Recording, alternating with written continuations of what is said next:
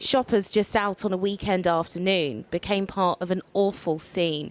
An 18-year-old gunman wearing military gear started shooting in the car park.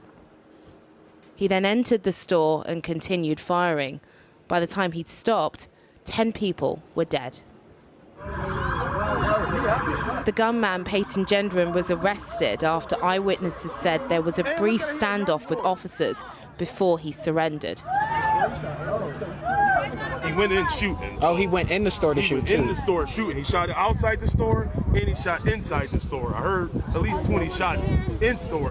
The mass shooting happened at around 2:30 in the afternoon local time on Saturday in a largely black neighbourhood around 3 miles north of downtown Buffalo.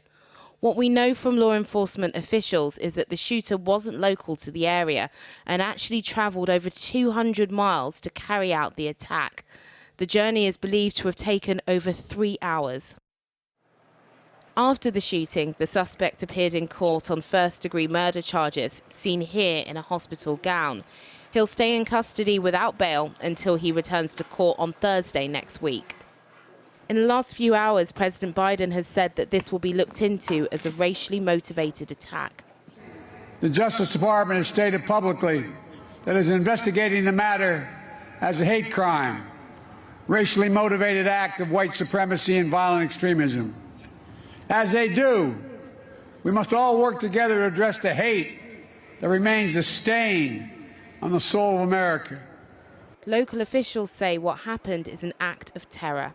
To see that sense of security shattered by an individual, a white supremacist who has engaged in an act of terrorism and will be prosecuted as such. Come on, stand right here. We're going to pray your strength. Vigils are scheduled to take place throughout the day. Like here at the morning service at the True Bethel Baptist Church, these are some of the family and friends of the victims. Details about the 10 people killed are starting to emerge on local media. Aaron Salter, an ex-police officer turned security guard, whose family say tried to fire at the shooter but was fatally wounded. And 77-year-old Pearlie Young, a mother and grandmother who ran a pantry for people in need.